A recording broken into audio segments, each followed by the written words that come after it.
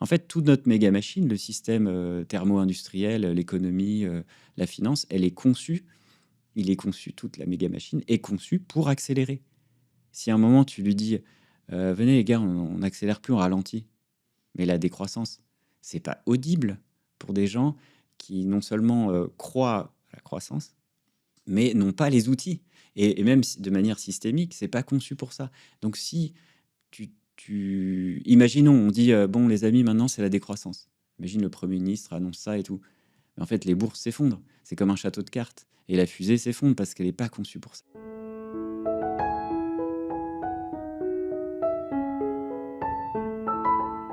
C'est quoi, par exemple, les signes avant-coureurs que tu vois? Bah, les effondrements, par exemple dans la nature, il y a des effondrements de biodiversité qui sont plus rapides que ce qu'avaient prévu les scientifiques, tu vois.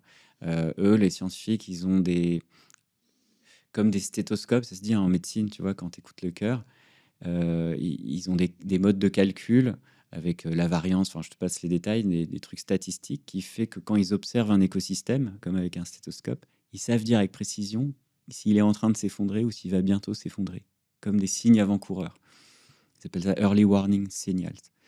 Et en fait, il y en a plein en ce moment. C'est-à-dire que la nature est en train de nous envoyer plein de signes qu'elle est en train de s'effondrer massivement et qu'il y a des effets de tipping point, des bascules qui sont en train d'avoir lieu, qui ont déjà eu lieu ou qui vont avoir lieu, plus ou moins graves. Et en fait, dans la société aussi, les économistes, ils ont ces early warning signals pour l'économie, pour la bourse, pour tu vois, au siècle dernier, en fait, l'économie s'est effondrée des dizaines de fois. Les Anglais, ils n'ont aucun complexe à utiliser le mot collapse.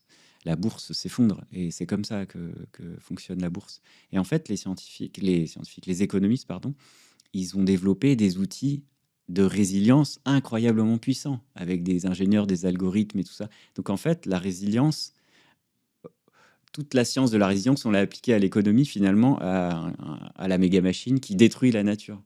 C'est mal foutu, mais c'est comme ça.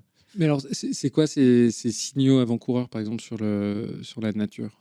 Est-ce que, par exemple, bah, il y a un chiffre, moi, qui me marque beaucoup, c'est les populations. Le WWF, ils font une grande enquête de population d'animaux. Donc, ils regardent 40 000 populations à travers le monde depuis les années 70. Et ils ont vu que 73% des populations partout dans le monde s'étaient effondrées, enfin, avaient disparu. C'est-à-dire que là où on avait 10 animaux avant, on n'en avait plus que 3. Ça, c'est pour toi un signal qui dit qu'on est sur une trajectoire Ah impossible oui, non, mais ça, c'est des chiffres. On n'est même plus dans les signaux avant-coureurs, on est dans les faits, là. Il y a des effondrements de population chez les insectes, les mammifères, ça, c'est avéré.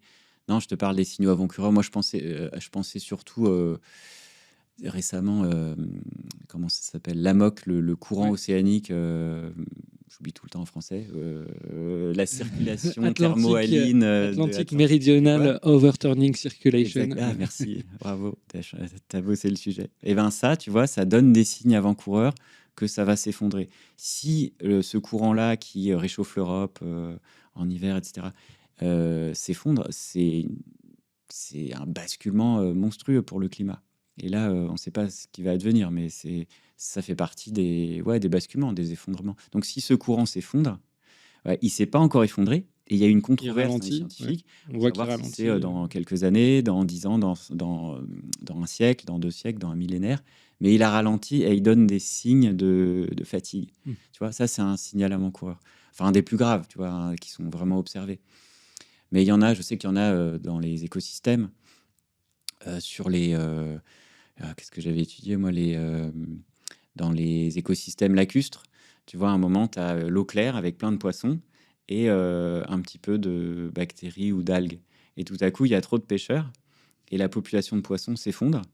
Et du coup, il n'y a plus de prédateurs. Donc, les algues, par exemple, se multiplient et l'eau devient toute trouble. Mais du jour au lendemain, il y a ce point de bascule. Et tu peux pas le prévoir. Si je peux juste sentir les signes. Et souvent, ce qui est malheureux, c'est qu'ils disent, ceux qui étudient ça, c'est que quand tu détectes ces signes, l'effondrement n'a pas encore eu lieu, mais c'est quasi certain qu'il va avoir lieu. Il est déjà déclenché, mais il est silencieux, tu vois. Il y a le sentiment, d'ailleurs, il y a une étude qui en parle qui s'appelle la grande accélération, une étude de 2015 où on voit que toutes les courbes partent en exponentielle, que ce soit les pollutions, que ce soit les facteurs socio-économiques, enfin, absolument toutes les courbes sont des exponentielles. Il y a le sentiment que l'histoire s'accélère, que les entreprises sont de plus en plus grandes, que les effondrements justement de populations d'animaux sont de plus en plus fortes, que le climat se réchauffe de plus en plus rapidement. Euh, que en gros que les exponentielles fleurissent partout. Est-ce que toi, c'est le sentiment que tu partages? Est-ce que la méga machine est en train de s'emballer? Est-ce que on n'arrive pas à ralentir la machine? Ah ouais, non, c'est sûr, on n'a rien fait pour ralentir, ça continue. Enfin, tu vois, je prends souvent la métaphore de la fusée. La fusée, bah, tu as des ingénieurs, ils ont designé un, un véhicule, on va dire, qui va dans l'espace, qui est conçu pour accélérer et avoir une trajectoire linéaire, verticale, mais pour accélérer. Imagine à 200, tu vois, elle démarre, Houston, tu vois, 3, 2, 1, je sais plus comment on dit, et elle 3, démarre, 2, 2. 1, ignition. Et tout à coup, à 200 mètres, finalement, je sais pas s'il y a un conducteur, mais le conducteur, le pilote de la fusée, il dit non, non, finalement, on redescend, les amis. Il appelle Houston, non, non, on redescend. En fait, la fusée, elle n'est pas conçue pour ça. Donc, tu peux pas la freiner, elle tomberait, elle exploserait, tu vois. La fonction n'est pas prévue. En fait, toute notre méga machine, le système thermo-industriel, l'économie, la finance, elle est conçue, il est conçu, toute la méga machine est conçue pour accélérer. Si à un moment tu lui dis, venez les gars, on n'accélère plus, on ralentit, mais la décroissance, c'est pas audible pour des gens qui non seulement croient à la croissance, mais n'ont pas les outils. Et même de manière systémique, c'est pas conçu pour ça. Donc si imaginons, on dit bon les amis, maintenant c'est la décroissance. Imagine le Premier ministre annonce ça et tout. Mais en fait, les bourses s'effondrent. C'est comme un château de cartes. Et la fusée s'effondre parce qu'elle n'est pas conçue pour ça. Donc en fait, il faut concevoir aux périphéries de ce système d'autres systèmes qui, lorsque le principal s'effondrera, la fusée s'effondrera, eh ben, vont émerger, vont naître. Et pour l'instant, il y a un verrou, c'est-à-dire que la méga machine, elle prend toute la place, elle ne peut que croître.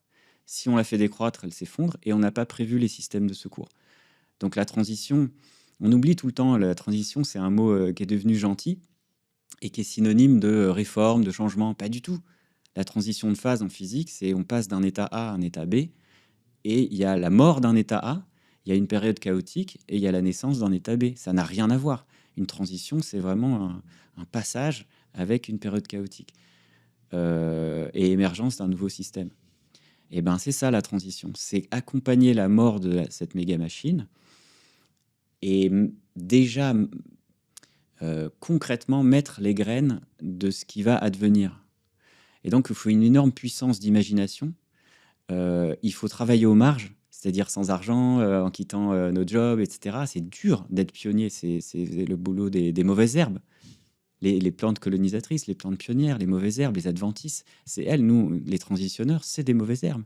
Et heureusement, comme dit Brassens, nous sommes de la mauvaise herbe, braves gens, braves gens. Les mauvaises herbes, elles gagnent toujours à la fin. C'est elles qui annoncent les forêts de demain. Mais c'est les plantes qui arrivent dans des milieux arides, qui galèrent, et après, elles préparent le sol pour que les arbustes arrivent, puis les arbres, ceux qui ont besoin de plus de soins, tu vois. Nous, on travaille dur à créer un monde des graines de demain, mais on doit attendre que le gros système s'effondre, que le chêne s'effondre, en fait. Et pour reprendre ces métaphores assez puissantes, tu vois, c'est une fois que le chêne s'effondre que dans la clairière, les jeunes pousses qui étaient là, elles sont toutes là en dormance, elles émergent parce qu'il y a à nouveau un rayon de soleil. C'est ce qu'on appelle le verrou, les verrous sociotechniques. Une fois que la méga machine s'effondre, hop, on peut enfin, tu vois. Et en plus, ces jeunes pousses, il faudrait les nourrir, les mettre en pépinière avant. Et aujourd'hui, l'État passe son temps à essayer de retenir le chêne alors qu'il est déjà mort. C'est un chêne zombie. Il faut le laisser tomber et il faut nourrir ces jeunes pousses, tu vois.